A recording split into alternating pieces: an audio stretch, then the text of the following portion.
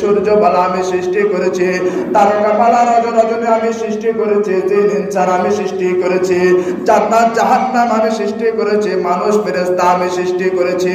ও দুনিয়ার মানুষ, আলালাহুল খালকু ওয়াল আমর, সৃষ্টি যেহেতু আমি করছি গো, হুকুম মানতে হবে একমাত্র আমি আল্লাহ। সুবহানাল্লাহ। হুকুম কার?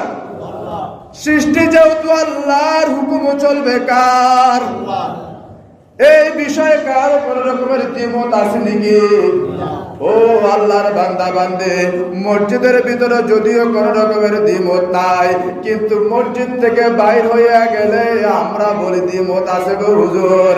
মসজিদে আপনি যেহেতু কথা বলছেন বাধ্যতামূলক, এই জন্য হো শব্দ করতে হয়েছে গো হুজুর।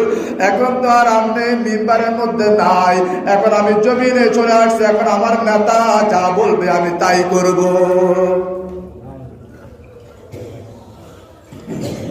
এজন্য আলালাহুল খালকু ওয়াল আমর, আল্লাহ পাক রব্বুল আলামিন বলেন, তুমি যে জমিন ব্যবহার করবে জমিন তো আমার, তুমি যে আকাশের নিচে বসবাস করতেছো সেই আকাশও আমার।